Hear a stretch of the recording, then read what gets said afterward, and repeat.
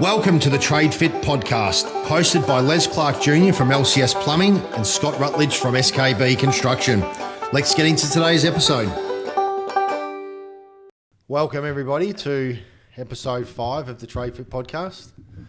I am your host, Scott from SKB Construction. And co-host, the much better looking Les Clark from LCS Plumbing and Cladding. Yeah, it's up for interpretation, isn't it, Scotty? Oh, yeah, it is. How are you, Les? I'm pretty good, mate. Pretty good. Yeah, I'm all right. I'm feeling fantastic. Actually, no, I'm tired this morning. Tired? Big day. Yeah, big day in the sun. Getting me. What about you, mate? Yeah, I'm good. Yeah, I've been on site all day and had a meeting with a client and just been there. It's funny, I was having because I was chatting with you about Fridays, how Fridays are always amazing, like for me. Yeah, maybe. And I was chatting with someone about it. Every Friday for me is really amazing. And it's Friday. And I thought, it's not because the fucking stars all align for me and the whole universe makes my Friday amazing. It's all a mindset. Yeah, of course. Yep. So I changed things around a little bit yesterday and this morning, and Monday today was normally can be really stressful-y stuff. Yeah. And today was really, really good. Nice. That's how I kind of work my Fridays. Bouncing around the job site, chatting with it. I was actually massively distracting today. I was chatting with everybody on site. And no one was getting anything done because I was just talking shit to everyone. Fuck, how annoying. Get out of here, mate. That's fine. It was a good day. You're the only one losing money. It's not the end. Yeah, whatever. So why was Friday so much better? Why do you think my Fridays are always really good because Fridays I just spend cruising. Cruising? Yeah. Doing stuff. I have no real expectations on Fridays and they just come, and I generally have a really lazy day. Mm-hmm. Yep. And it's just been like that for about 12 months, I reckon. Yeah, okay. Do you use Fridays to set up your following week? Yeah. You think? I do that on Sundays. You do it on Sundays? So, because I get bored easily on a weekend. Yeah. Like I do things, but when Mr. I'm complacent, I generally just put a little bit of energy into getting ready for the week. Yeah. So I think we'd had that convo in another podcast where I don't really structure my weeks around a 40-hour week and working from 7 till 3. I just kind of be productive when I need to be. Yep. Yeah. So Fridays are generally pretty free. Yeah, okay. Does that make sense? Yeah, of course. Just the way it is. I don't really. So they're always a really joyful day. Everyone always has their different nuances in the standard week. If you, like you said, if you're working 40 hours, people do things differently. Yeah. On certain days, like for example, my Fridays, I use that to set up my following week. So I'll run around, I'll do my measuring and getting around and making sure my sites are okay and ringing builders. You're still doing that? Yeah, Fridays are my run around days to organise and measure up, and my guys have Fridays off generally.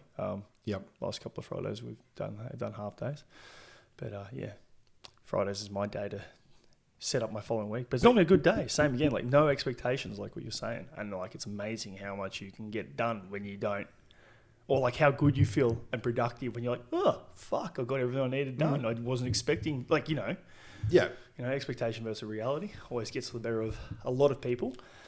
Yeah. So you've been on a roof today? I've been on a roof today. Yeah, getting cooked in the sun. Working though. Working, yes. On the tools. Leading the charge. Whose job site? Smithcon's. Smithcon. Shout out to Smithcon. Smithcon, my main bomber.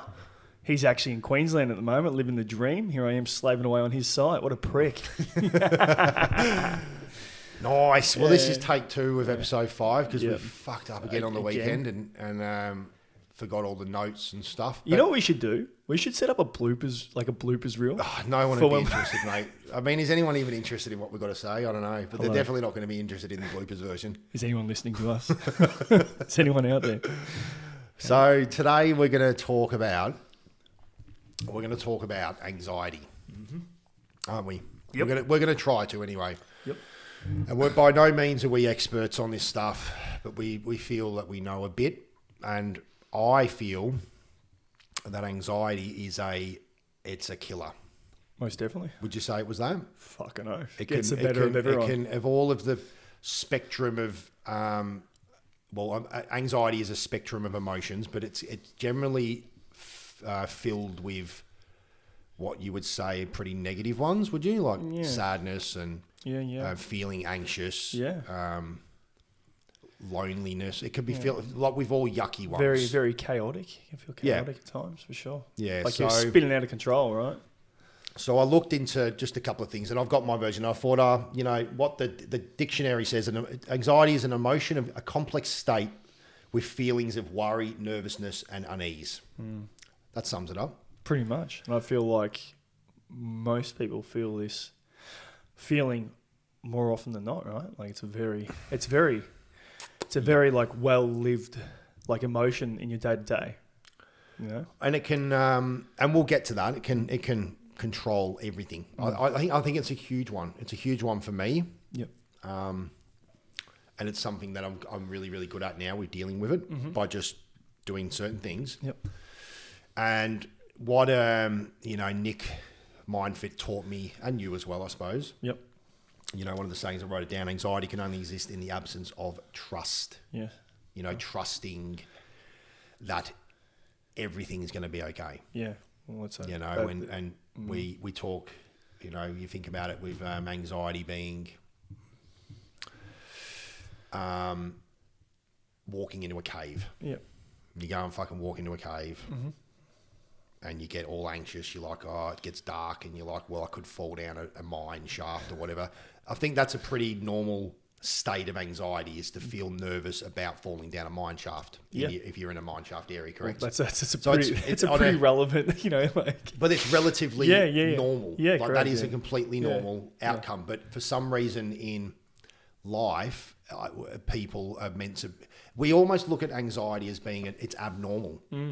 Yeah. It's kind of like depression. Yeah. It needs to be medicated to some degree, which isn't true, in my opinion. Like, if you know how to deal with anxiety, like you're learning through Nick and what I've been doing over the last couple of years, it's really easy to overcome. Yeah. Yeah. Look, it's essentially our state of fight or flight, right? And you pep right up, or it puts you into a little hole. Well, it does. Like what you're saying. It's the feeling of not feeling grounded. Yeah. Yep. And when you are grounded, you're more secure within yourself, and you can get on with your day. You can have a feeling of there's anxiety, and then there's a feeling of feeling anxious. And when you do the right things, you have the tools, you can get yourself out of that and get on with your day. Yeah. Do you think being like a bit more allowing, like it's like, hey, be like forgiving of that feeling. It's like, I am feeling a little bit anxious. Absolutely. It's okay. Like, fuck, it's all right. I feel like this. Like, there's a reason why I feel like this. And you just trust that, you're doing all the things that you're putting in place, that'll kind of pass over you and wash through. Yeah. And it'll be gone, it's not going to be there forever. I think, I know with myself, and I can only use my what I do when I don't know, I think the easiest way to explain, maybe we put a scenario out there that a builder or a tradie might be an email that you got on a weekend or something, or it can be on a Tuesday. Got an email from a client, and they've emailed it and worded it in a way that you're not quite know how to make it, but it's making you feel pretty anxious. You're like, oh fuck, what have I done wrong? Shit, the cabinetry isn't right. Oh my god, fucking world's going to come down around me. The first thing you've got to ask is that feeling appropriate right now, or is it not appropriate? Ask yourself that and try and answer that in your own head. I think human nature is we typically jump to worst case scenarios, right? Like straight off the bat, it's weird. Like you always I don't care how omnipresent you tell yourself you are, or who is omnipresent and who isn't. But for some reason, human nature, you always jump to worst case scenario, right? Absolutely. Like the less information you're given, the worse the worse you spin out, right? You're like, fuck, what do you mean? Like, fuck, he's not talking to me, or like, what do you mean he wants me to come in for a chat in the office? Absolutely, yeah. Like, fuck, what have I done? Next minute, it's like I fucking lost my job. Yeah. Now my fucking kids are going to starve to death, and now, oh my god, it's like that's the extreme end of where anxiety can take you. But and I reckon it's more often than not. A lot of people, it is, mate. More often than not, people end up at the end of that rope like, fuck, we're done. Sell the house, gonna fuck off. Like it's it. Yeah. It's all over. We're going broke. And then before you know it, the end of the day is there. You've let it completely engulf your entire day. You've got fuck all done. And now you're just in a state of constant anxiousness. You dragged it home with you, your missus, you're biting your kids' heads off and all the rest, all because you've played out a scenario in your head all day from point A to point Z. Yep. And the world's come crashing down. Yep. All over an email that a client sent you. Yep. Or a builder. A roof plumber's scratched to flashing and you don't quite know. You know what those I mean? Roof plumbers, watch those roof plumbers, mate. Dodgy. So what do you do I don't know. to get yourself out of that? What do you do to get yourself out of that, Scott? Well, I ask myself straight away, like I've noted down here, is it appropriate? Is it not appropriate? I think a good one is asking myself straight away, do I need to fix this right now? So these are the things that I practice. It might be in my car or whatever. Do I need to fix this right now? Most of the time, the answer is no. And if I do have to deal with it right now, I'll deal with it right now. Yep. But if I don't have to deal with it now, I can put it to the side and not stop thinking about it. Yeah. Because it's not important anymore. It's only a little thing. What else would there be? There'd be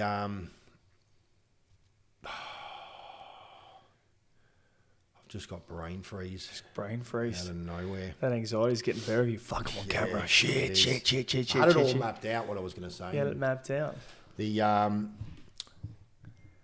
Sorry, we're just getting waved in. Oh, yeah. Waved in by real estates. You know? So, back to the centre. Back to the centre, yep. The unknown, not knowing the outcome of the situation. Bringing myself back to like what I'm doing right now. Yep. Bringing myself back to being present. Yeah. That's really, really important. Yeah, of course. You know, because all of a sudden I'm going to start going off into a fairy tale land of make-believe and drama. Yep. And so I bring myself back to being present. But I've had to it's a lot of practice, mate. Yeah, of course. A lot of practice. A mental do that rep. Stuff. Yeah. Mental health exercise. Yep. So. And it's very easy. It's very easy to get caught up in that moment. Like, I get caught up in that moment, you know, a bit. Yep. You know. What will drag you there? Like, what's your scenario? I mean, I've just used a scenario as a client email because I've got a client at the moment who the client's amazing, but it seems there's a bit going on in this person's world and it kind of drags me into it. That's what I believe. Yep. So I've got to be really delicate around that. Yeah, you're a bit of a punching bag. Maybe I am. But I bring myself out of that by giving love and not getting drawn into it and tell myself that everything I do is absolutely amazing and what my guy we're doing all the right things. Don't allow yourself to go there. Well, you got to trust your systems and your processes, right? Like, is that what it is? Oh no, is that what you're doing? Well, I'm doing the best I can. Yeah, and you're trusting you've put everything in place for it all to fall in the way you've always found you've had most success, right? Like. Yeah, and a lot of the time you're successul in what you do. Like, you're a good builder. Would you say you're a good builder, Scotty? Yeah, absolutely. Yeah, maybe. Probably. Bit questionable, yeah. Probably the best on the peninsula, I'd say. Nice, yeah. Best looking red-bearded fucking builder on the peninsula for sure. But, like, you know, like you have a tried and tested system. Yep. And you know that when push comes to shove, you can fucking nail any project that you do, right? Like, and nail it pretty well, like, you know, like. Well, they're the easy bits. Yeah, the building. It's the dealing with the stuff. But that's the thing, right? Like, so, like, well, then you just, I suppose, like you're talking about, like coming back to center. You just come back to center. I'm a builder. This is what we're doing. It's working. Yep. You know, I can't control that. I can't control the third party. No, I can't control something that is uncontrollable. Another human being. Yep. Like, and for me, like, I'm in the same boat. I feel like the hardest thing to do in any sort of business, especially like trade business, is dealing with human beings, like other human beings. Like, you know, the you know, majority of human beings are, you know, you can't control them. They're a lot of them are dysregulated or uncalculated, you know, and you're trying to run a business and deal with human beings, and you don't know what they've got going on outside their hours of work, you know. You don't know what somebody else got going on in their bank account or on another job or in their home life, right? Yep. So when they start taking things out on you, you go, well, hang on a second, fuck, like, this isn't because I've done anything wrong. I know I'm doing everything I can for it to be right. So you just sit back and, all right, let it breathe, let it there. Yeah. And then, once you finish with your client or whatever, they leave and all right then. Well, what can we take from that? Like, what can I actually achieve in what they've been disgruntled or unhappy about, right? Yep. And you're like, well, hang on a second. The things that they're disgruntled or unhappy about are actually unachievable. Yeah. So we just stay on with the course, right? Yep. Like, it's a great product. What I'm delivering is a great product. Yep. I told them this is what we were going to deliver. Yep. And this is what we delivered. Yeah. This is what we're continuing to deliver over here, right? Wouldn't you say? Yeah, absolutely. Like, well, I suppose in many ways that's almost anxiety. We were talking about a scenario that hasn't happened or whatever. So me dealing with a client at the moment that's has a spectrum of emotions going on. I don't know what they are, but I know that they're there. Yeah. What do I tell myself? I tell myself, are these actions appropriate or not appropriate? They're not appropriate. Do I need to deal with them now? No, I don't. Yeah.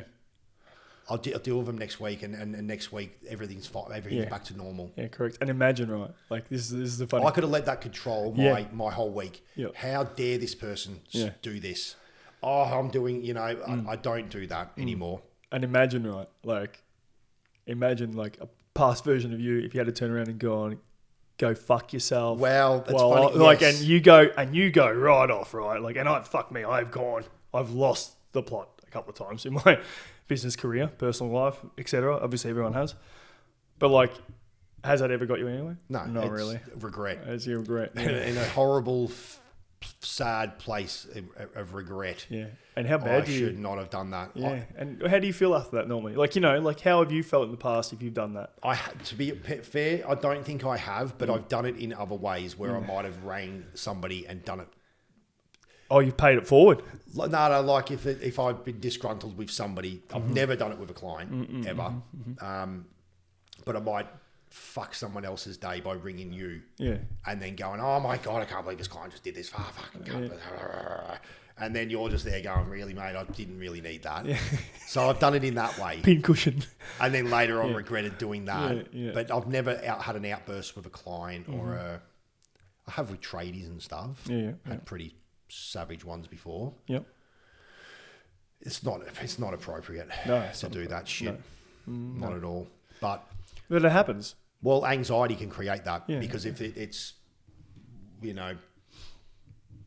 the scratched fucking roof flushing and I let that percolate all week in this worst case scenario instead of just coming to you and saying, hey, that's a good way to deal with it. Just be an adult about it. Yeah. About the situation. Hey, did you scratch the flashing? Do you think so? I feel like that opens another door of conversation. Is if you just be an adult about it, like what you're saying. How many people can actually just be an adult about it? How many people these days really struggle with confrontation? Probably, yeah, maybe. And it doesn't even have to be when I say confrontation, I don't mean passive aggressive confrontation or aggressive confrontation. Just something that's a bit uncomfortable. Going hey man, this is not quite like what I thought it would be. Do you reckon you could, you could change this? You know what I mean? Little old me has happened to me before. I'm going, fuck this cunt. Are you serious? What he wants?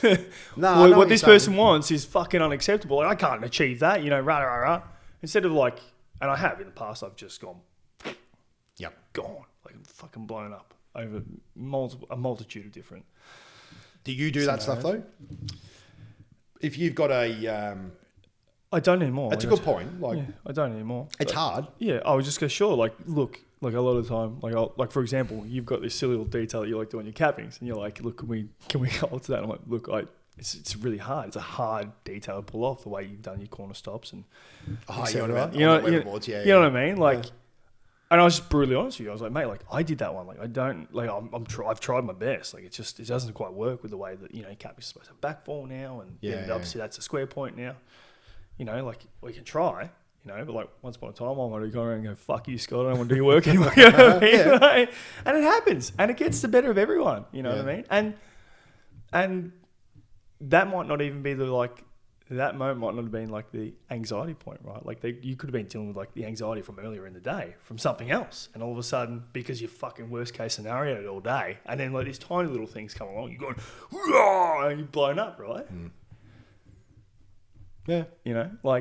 It's like what you said right back at the start of the conversation, it's really important to bring yourself back to the centre. Yep. Become present again. Yeah. Go, it's okay. Fuck. Yep. That wasn't ideal, but when is anything ever ideal? Yeah. You know? Like, well, it's back to the very start of what I said. Anxiety can only exist in the absence of trust. That's what I do a lot of the time. Trust that everything's going to be okay. Everything's going to be exactly how it should be. Yep. You know, a major recall of anxiety is trying to manipulate the situation. Yeah. So that you get the outcome that you desire. Yeah, of course. The desired outcome. Yeah. And it can be toxic. I mean, I know a lot of people around, bump into them all the time, people who want to try and control and every single outcome of every situation. If you just do it my way, everything's going to be okay, Les. Yeah. You know, if you just do the flashing exactly how I'm telling you to do it now, everything's going to be fucking great, blah, blah, blah, blah, blah. And then I walk away and come back and it's not right. It's so heavy. And it's draining too, right? Constant state. And people are caught up in it. Yeah. It doesn't work. No, it doesn't. Things happen. No. And that's okay. Yeah. Do you know what? If we just use a flashing as we keep talking about a course. flashing, I'm not having to go at any No, flashing. that's okay. That's all right. But it's my language though. Like I can actually at the understand end of that the day, language. no one gave a fuck about the flashing. The owner was fine. That job's all finished now. Owner's happy as pig and shit. Everyone's done. Final payments made. Walked away. Everything was fine. Yeah. Happy days. Yeah. Wasn't worth worrying about. Yeah. Well, and do you know what? We weren't worried about it because we don't worry about shit like that. And what's like so like you talk about like people get like controlling and like, you know, they want like it's a fine tightrope, right? Like, you know, you can't walk on a tightrope. You know, we spoke with Nick about this with Nick. You know, like it's very hard. Like how the fuck are you supposed to live life if you've only got like the narrowest roads or bridges forward? You know what I mean? Like you fall one side, you're gonna fall off, and it's like fuck, this is the worst. You know, rah rah rah. And like, look, once upon a time, I've been really working on lately. He's not being as controlling with like my own guys. You know what I mean? Like letting them go. Well, I'm like, they're like, oh, how do you want me to do this? I don't know, figure it out. Yep. You know what I mean? Like within reason, you're not going to go that to a fucking first year or a second year apprentice. You know what I mean? Yeah. Or on like, you know, like for example, like we've got a bit of complicating going on at the moment. I'm not just going to go to someone. All right, well, fucking. How about it, mate? I trust you. I got no anxiety here. Like, if you fuck that up, it's $1,000 panel down the drain, you know. But like trusting them, just be like, all right, like, you're only asking me for an answer because you want the easy like answer, right? It's like, well, hang on a second. You just think about it. You do it yourself. Have a crack at it. Yep. What's the worst going to happen? We're going to fuck a roof sheet. We're going to fuck a wall panel. Going to stuff a flashing up. You're going to replace it, right? Like. Yep. Once upon a time, I would have been like, no, that's how I want you to do it. Fucking rah, rah. And I'd come over there and I'd be like on top of them, breathing down their neck. Like, I'll just do it myself. You know what I mean? I'll just fucking do it myself. And all of a sudden, it's taken me right out of what I'm trying to do over here, you know, in every aspect of my life to concentrate for 15, 20 minutes and take over what I'm already paying someone to do. Yep. You know what I mean? Oh, 100%. Yeah, I know exactly what you mean, mate. And, I think my guys that work for me are content, like I'm good at that. Like I let them do their job. And if they make a mistake, most of the time it can be, it's, you know, there's so many rights and wrongs. There's more than one way to skin a chicken and skin a cat, whatever you say. Skin a chicken bucket. And it's okay. Yeah. I think I've said before, it's never a problem if I can fix it with money. Yeah. It's just become a, what's it called? An expense. An expense, mate. Yeah. That's all. It's not ideal. Yeah, no. How do we eliminate next time? This is where you got to be an adult. Yeah. Speak to them. You know what happened here. My guys are really good. If they fuck up, they'll just generally just admit I fucked up. Yeah. And I did it mindlessly or whatever. They'll know why. But a lot of the time too, right? Like, so you say that your guys will like cop it on the chin, right? But you're also setting a good example and a good tone and leading the way, right? Like you're not behaving like a fucking mindless idiot. No. You know what I mean? No. Like you're behaving like an adult. Yep. And a very present adult. Yep. So it's you know, we speak about, you know, when someone's ego fucking fires up, right? And they're like, well, fuck you, you know, rah, rah. And they're expecting you to rise with them to meet and clash, right? It's interesting how quickly you can nullify that if you just come at them with like compassion and understanding. You go, oh, mate, look, I'm sorry. Like, you must be having a fucking bad day. You all right? Yeah, it's absolutely. like, whoa. Old mate over here having a fucking red hot crack all of a sudden looks like an absolute peanut. Right? And he calms back down because he goes, I look like an idiot. I'm being an idiot. I'm behaving like an egomaniac, and they calm down, right? Yeah. So the same is to be said when you like pull your guys aside and go, hey mate, like this is crap. Like you didn't do a great job. Like how could we have done this better? Yeah. How can they get upset by that? You're not like pulling them over us going, listen here, you fucking cunt, you fuck this up, you fuck my life. You know what I mean? Like, and they're gonna. If they fuck something up, they're going to be in a state of anxiety. Yeah. Yeah, they already feel bad enough. But if you're operating the boss and we're doing the stuff that we're doing, it helps you to be better at understanding your employees, that you have your expectations on them. I'm not going to I've got chippies that are really good at doing certain things and chippies that are really bad. I'm not going to get the chippy that's really bad at hanging doors to go and hang a door. Yeah. Because when it's not out of the realm of possibility that door's not going to be right, and then I'm going to look there and go, well, it's my own fault because I did it this way. So, why have him in a state of anxiety about hanging the door when I know he's not good at it? So the better you get at it, you can lower your expectations on the people that work with you. And then if you can lower it and be accepting of it, then it's a lot easier. Isn't it? Yeah, because you know that your first year apprentice isn't capable of doing standing seam on a garage door. So that now you've got complete acceptance around that. So now you can just get him to do all the pop rivets in the flashings and in the ridge cappings, whatever. Yeah, correct. Because that's what he's going to be doing. Well, and then like by doing that, it's a very proactive way of keeping quality control as well. Yep. Correct? Yeah. You know what I mean? It's like hand in hand. Yep. It's not fucking rocket appliance, is it? Pretty much. So I'll say to my guys most nights, what do you need? What do you need from me for tomorrow? If they need anything, what do they need from me? So making your workers feel that you've got their back. Yeah. And if they need something or want to know something. Yep. But that comes with, again, me being present most days. I don't always get it right, and I'm sure you don't. Fuck no. But I mean, have you noticed with anxiety, have you noticed a change in your behaviour since doing work at Mindfit? Oh, most definitely. So, look, in saying that, I feel like... Do you still can you still let shit control your entire day by just overthinking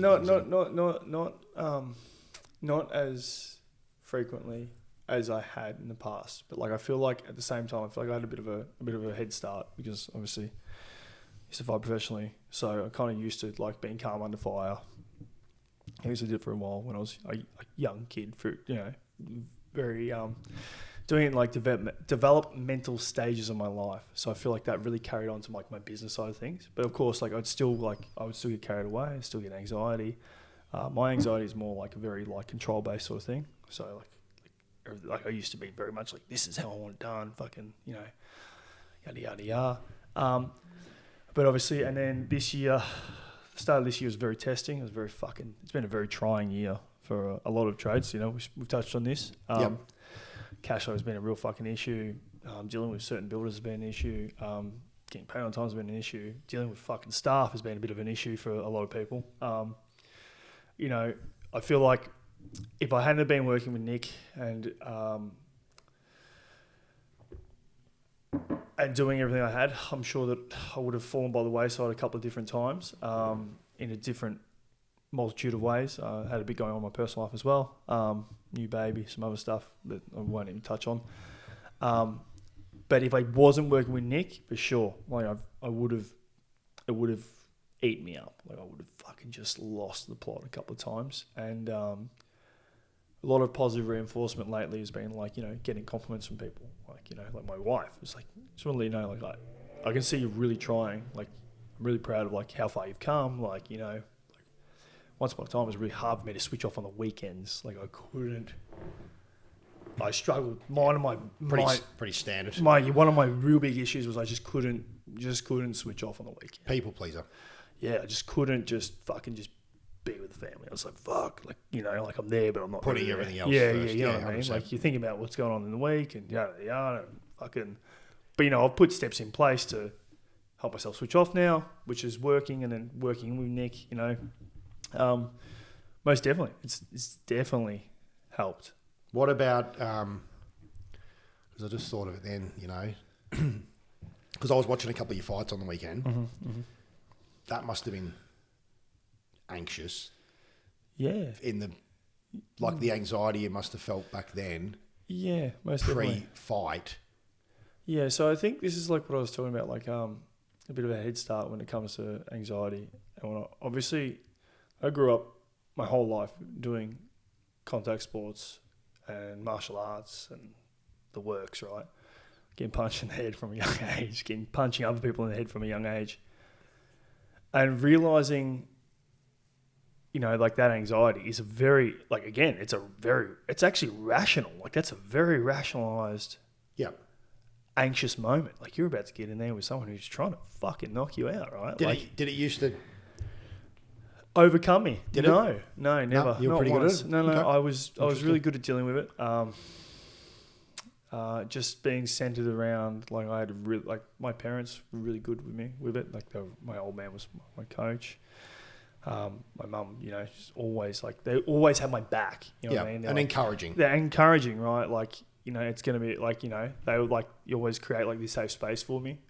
And you're a good fighter, so you probably backed yourself in every fight, yeah? You probably went into every fight knowing that you were going to win. Yeah, well, that's... in that mindset. Well, yeah, that's the way... And that's the way I feel like you should be, like, in every aspect of life that you're trying to do, right? Like, you should go out there, like, you're like, I'm fucking ready to win. Like, I'm ready to do this. Like, this is my moment, right? Like, because if you're not, you're going to crumble. You don't want to crumble, do you? You know what I mean? You don't go into a fucking $3 million build going, fuck, I don't know if I can build this thing. No, I don't. No, you're like, I'm gonna fucking build this. One way or another, I'm going to figure it the fuck out. Yep. You know, and you just breathe with it, and you center yourself. Back your ability. Back your ability. Dotted the I's, cross the T's, and off you go. And realize that anxious feeling is just an emotion that is like very, like it's very, it's there and it's okay to be there, right? Yep. Like it's okay. That's normal. I suppose that's what we're saying at the end of the day. We've just talked for 32 minutes on random shit. But I suppose that's what we're trying to tell people who maybe have a better understanding of how anxiety works and the state of feeling anxious and the spectrum of emotions that go with that. Yep. It's completely normal and doesn't need medicating or whatever. Yes, it can get out of control. I see it. I've been there when I can let things control my entire day. But there is really easy steps to take that you can just do to get yourself out of it real quick. Yeah. Real quick. Most definitely. And you can see why a lot of, you know, I reckon a lot of people who drink and take drugs and all that stuff, when you get to, let's say you become clean and sober and you don't drink and stuff, you realise how much you can rely on that. Most I often say to Casey, it's a fucking, no wonder people do that because it's very anxiety. Easy. It's a very easy off switch, it's tough, right? It's the easiest off switch.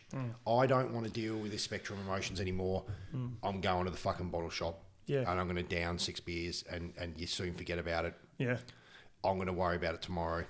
Yeah, and it's very normal, right? Like you know, it's very, and I suppose what I feel like is a bit of an issue is it's very normalised to fucking sink 1 million beers. Like it is.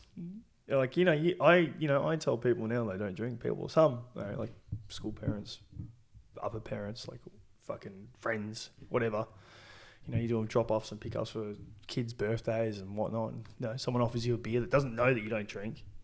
Yeah. And all of a sudden, you know, they go, hey, you want a beer? And I'm like, oh, mate, look, I don't actually drink that. Oh, what? Like, ever? I'm like, no, I don't drink. I haven't drunk for, you know, almost a year and a half. And they're like, wow, why? I'm like, it's just better this way. Oh, okay. Like, you know what I mean? Like, it's I just had this vision of you going, but I do ice baths. Listen to Joe Rogan. But you know what I mean? Like it's unnatural for people not to self-medicate in some way, right? Like, and Why is that? Well, you can do it in other ways. Yeah, you can. You could do it binge eating and all that shit. But I think we talked about that a couple of podcasts ago, maybe. But it is definitely a way of dealing with anxiety because it is a yucky one. In fact, I would say that's why I brought it up today. I wanted to talk about it because I think it's probably the most challenging of all of the spectrums of emotions. Yeah, most definitely. Because it can literally fuck people, mate. Yeah, 100%. And make them make the worst decisions ever. Yep. And it doesn't need to be that way. No. But mental health exercise, it's not going to happen.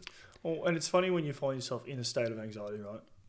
Like, and when you find, like, when you come out of it, like, however long you've been in it, like, you know, sometimes, again, not perfect, I get caught in it. Yep. When I literally, like, I can feel, I know I'm being a fucking idiot.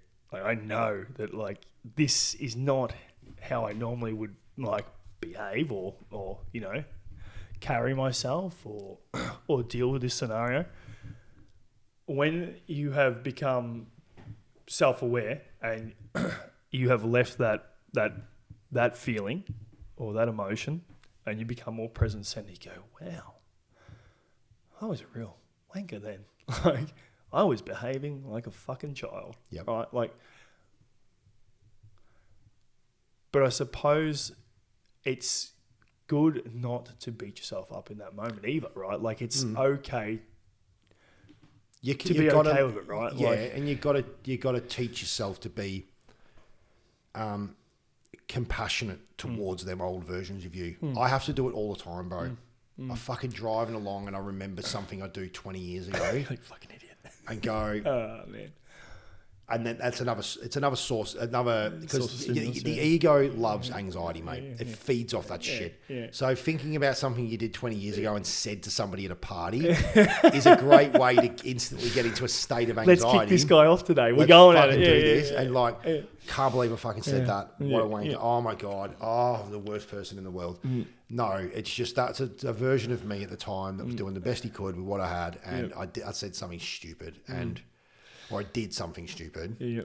We've all been there. Let's leave it there. Yeah. And again, otherwise it's a state. It will take you into a state of anxiety. You'll start feeling all bad emotions, and it can wreck your whole fucking day. Yeah. Agreed. Yeah, 100%. Just look back on one stupid memory. What did you look back on? What was the memory? I look back on silly things all the time. Same as you. I'll be like, why the fuck did you do that? 18 years old, you moron. Yep. Well, because you're an 18-year-old child and you're still learning. Done some dumb stuff, mate. It's okay. I've offended so many people, bro. Yeah. But that's okay. Yeah. You would offend people with that red beard. I've always had a good heart, but yeah, I have. I never used to stop, pause. Is that appropriate to say right now? Yeah. I'd just say it. Yeah. Straight out. Mate. I could imagine. People used to expect it from me. They'd be like, fucking hell. Scotty will say it. Yeah, no, that version of me is watered down now. Yeah, but I think it's very important, right? So like you're saying that version of me, it's very important. Like you're not saying that's not me anymore. No. Like you're saying that version of me because that is still you, right? Absolutely. Like, you know, it's these, you know, I feel like some people get a bit carried away, like that's not me anymore, and yada yada. That's definitely you, mate. That wasn't fucking some other guy in a meat suit. That was fucking you. In a meat suit. That was you, bro. And it's fine, Yeah. but you learn, right? Like, and that's all. That's, you know, what does Nick say? We're all only just walking each other home. Is that what he says? I think so. All the time? Something like that. I don't know. Do you listen to the dude or? Yeah, sometimes. Yeah. We got to get him. We got to get him back in one of these days. I'm just, just staring at him, going, "My God, he's a good-looking bloke." No, we'll get him in for the next podcast. Yep, and he can talk a bit more about this shit because Nick's like really good at this stuff. Yeah, he is, and he'll share about his, even the professionals get anxiety, mate. Yeah, and it's just a matter of learning how to deal with it. It's not going anywhere. No, there's no magic pill. And there's no answer either. Like really, like there's no. No, well, it's funny. Do you know another one? There's no answer. Today's a good example. I had a meeting with the client, and I was talking her through. We've got handover on this one in Mount Martha there, and I was saying to her, "Look, we've got till the end of the month. We're way ahead of schedule. We're all good. But you've got 2 weeks. Are you handing that over at the end of this month? No. Second week, 15th of October. But the final 2 weeks on a job like that, we need 2 weeks for defects. Yeah. Defects are a huge one for a builder, for anxiety. Yeah, of course. I talked such client into our process. Yeah. You know, you'll do it, gives us 2 weeks to fix it. Mate, honestly, I still get a tiny little bit of anxiety around defect period, but I bring myself out of it by saying I love it. Yeah. Because it gives me an opportunity to have somebody go over our work. Yeah. They're going to find stuff. We're not fucking perfect, and I can go, right, how can we do it better next time? I invite the defect period, bro. I really do. It's made me get better at it. Yeah, well, it kind of it issues growth, right? 100%. Which is like, well, we won't do that next time, or we'll try and do that differently next time. You know what I mean? Or I'll try and keep an eye more closely on this trade next time, right? Like, and I know at the end of that defect period, the house will get moved on, and everything will be exactly as it should be. You know, because you know, I mean, how many builders that are listening right now, or trade, mainly builders, because we're the ones that deal with it, but have that mad, horrible time during that defect period. Yeah. How fucking dare they put that down? Oh, I'm sick of this person. They're just out to get me. Fucking bullshit. And that's... If you change your mindset to say, I can't wait until the defect period because I'm going to get somebody telling me how I can do my job better. Yeah, I think you might just open another little door there. It's like... when you're saying when, you know, some builders go off to the races, and like, fucking how dare he do this or how dare he do that, you know, they're kind of like projecting and looking to put blame on someone else. Yep. You know, and you would say that's not something that you would do. You don't find blame for other people. You know what I mean? Like No, because I'll always look inward first and go, what could I have done better? Yeah, but there is times when it's just blatant. Yeah. There is them times. But generally on my builds, we walk our trades through that process as well. We don't just turn up to site 3 weeks. We haven't been to site for 3 weeks and the painters are there and we rock up and then go, oh my God, I can't believe you've done all this. Well, maybe I should have turned up to site a little bit more. Yeah. So we don't do that. So we feel the process and we walk them through it as well. And we talk them through it and we give them plenty of time to fix it. I give my trades plenty of time to do their work the right way the first time as well. So we're good at it. But again, it doesn't mean that I don't get anxious about it. Yeah, of course. Because everyone's different. I don't know what mindset that client's going to be in that day. Yeah. I could get the person. I had a little joke with the client today. I said, look, the best process behind this is normally we recommend having at least 15 gin and tonics beforehand. So then, so once you start putting your arms around us, telling us how fucking good we are, that's the perfect time to start doing defects. How was that received? She was like, she found it funny, but she didn't find it as funny as I did. Yeah. But I thought it was funny. It can be fun. Yeah. And I explained it to this client, and I say, look, you're going to find that 99% of the defects are going to be paint. Always are. Very rarely will we get defects in our bathrooms, kitchens, all the other areas of the house. It'll generally be a paint-related one. And I reckon a lot of builders will, it will say that as well, because anything else along the way will get picked up. Yeah. I invite it now, Les. I say, bring it, and then after the defect period is written up, we go through it together because sometimes 50% of the defects can be easily resolved just by talking about them and then saying to the client, look, all right, I get that there's a mark on the wall up there. We've tried to fix it before. It's just glancing light.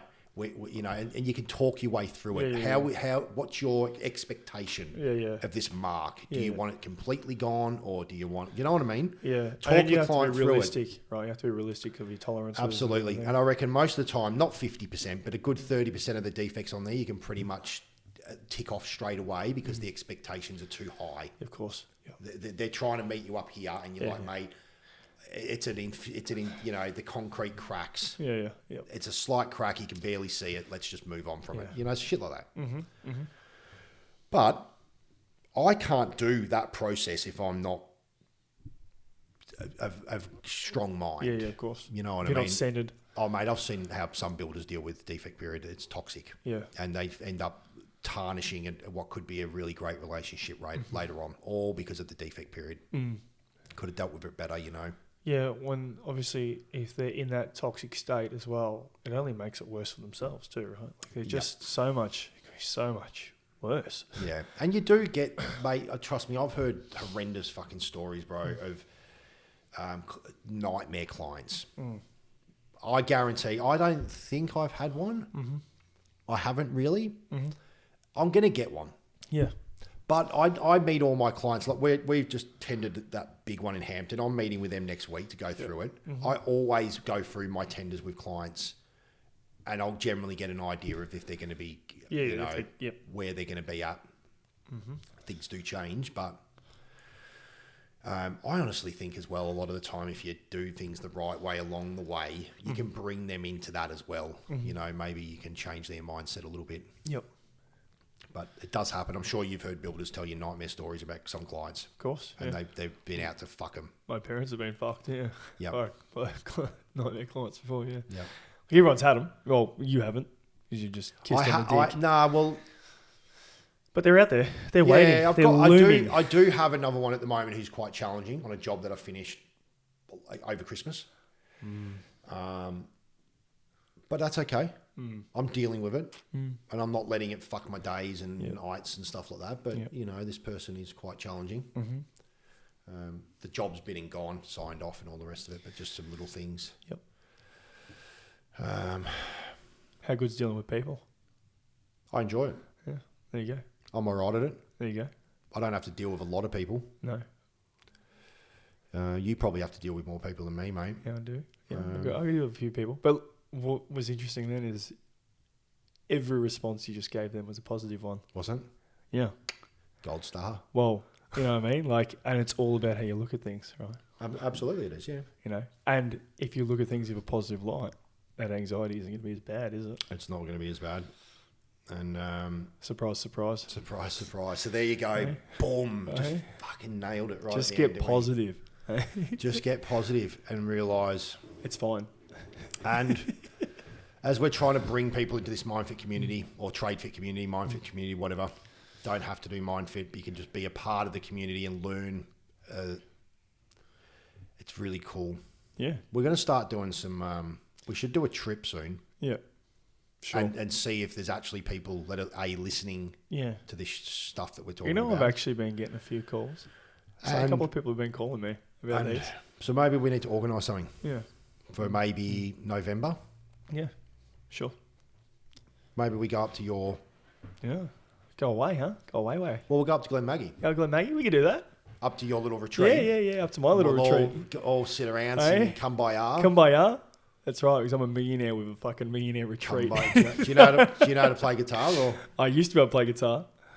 Hey? We could bring my brother along. He plays guitar. We'll take all your boxing gloves up there. There we go. Fantastic. And then if there's like 10 of us, we'll all take you on and see if you can take... Because you told me before you'd be able to take a silverback. So see if you can take 10 adults. My knee would just blow out now. We just like take one backwards step. I'm guessing you'd probably take us all down. I've got a feeling we'll all just be dancing around you going, you fucking go first. You seen the nose on that man? He's been hit before. Oh, fuck. How long have we been going, Scotty? 48 minutes. Are we finishing up? Have you got anything to add? I thought that was pretty good. Really? Just got back from Mongolia. If anyone's never been there, go there. Fucking get over there. Just don't eat the curry. They're like they're Chinese Russians. They're Russians. Cool. They're cool people. Interesting. Yeah. Chinese-looking Russians is what they are. Yeah. Cool place. Yeah. Let's end it there. Done. All right. Awesome. Thanks, everyone. Catch you all, see you on episode 6. Bye-bye. Bye-bye.